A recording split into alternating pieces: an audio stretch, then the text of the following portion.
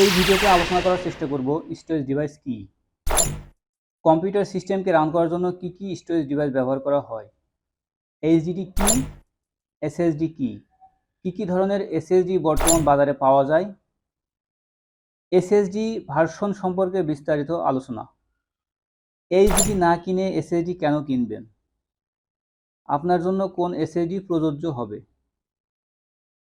সম্পূর্ণ ভিডিও দেখলে storage device সম্পর্কে একটা ভালো ধারণা আপনি পাবেন।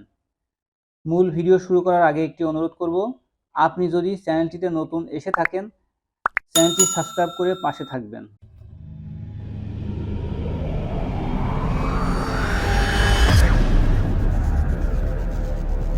মূল ভিডিওতে চলে আসলাম। স্টোরেজ ডিভাইস হচ্ছে এক ধরনের মেমোরি যা ব্যবহার করে কম্পিউটারের সিস্টেম চালু রাখে এবং বিভিন্ন তথ্য উপাত্ত কম্পিউটারে সংরক্ষণ করে, যেমন OS, video, audio, etc. Storage device বিভিন্ন ধরনের হয়ে থাকে, যেমন HDD, SSD, pen drive, memory card, DVD, etc. এর মধ্যে থেকে এইচডিডি এবং এসএসডি কম্পিউটারের সিস্টেমকে রান করে। এবং প্রথমে আসা যাক এইচডিডি। এইচডিডি মিনিং হচ্ছে হার্ড ডিস্ক ড্রাইভ। এর ফর্ম ফ্যাক্টর হচ্ছে সাইজে বড়, ওজনে বেশি, ডিস্কের মাধ্যমে সব ধরনের ডাটা সংরক্ষণ করে থাকে। এসএসডি থেকে ডাটা স্পিড অনেকটাই কম। এইচডিডি এর রিড রাইট স্পিড হচ্ছে 64 এমবি থেকে 128 এমবি হয়ে থাকে। 2 নম্বর হচ্ছে এসএসডি। এসএসডি মিনিং হচ্ছে solid state drive. SSD memory chip এবং আকারে ছোট হয়ে থাকে। ডাটা রিড রাইট স্পিড অনেক বেশি। এসএসডি রিড রাইট স্পিড হচ্ছে 320 এমবি থেকে 14000 এমবি পর্যন্ত হয়ে থাকে। 3 ধরনের এসএসডি পাওয়া যায়। 1 নম্বর হচ্ছে SATA এসএসডি।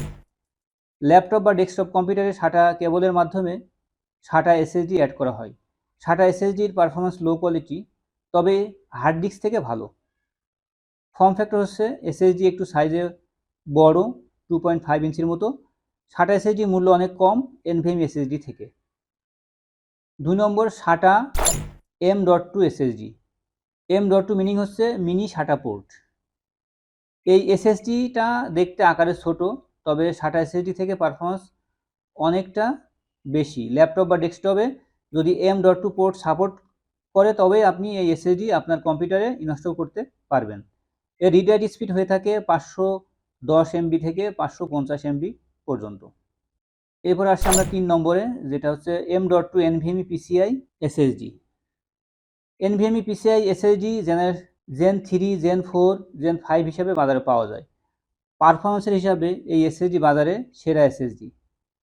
ফর্ম ফ্যাক্টর হচ্ছে M.2 2280 থেকে 2260 পোর্টের হয়ে থাকে। আকারে অনেক ছোট।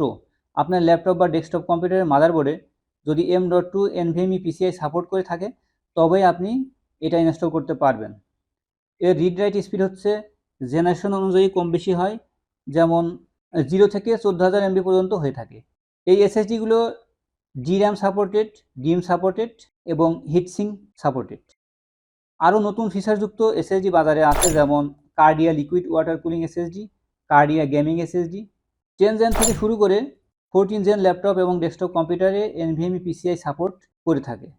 আপনি যদি সবচেয়ে বেশি পারফরমেন্স চান আপনার কম্পিউটারে, তাহলে আমি অবশ্যই বলবো আপনি NVMe SSD নির্বাচন করবেন এবং সবচেয়ে বেশি রিড রাইট স্পিড সম্বলিত এসএসডি আপনি নির্বাচন করবেন।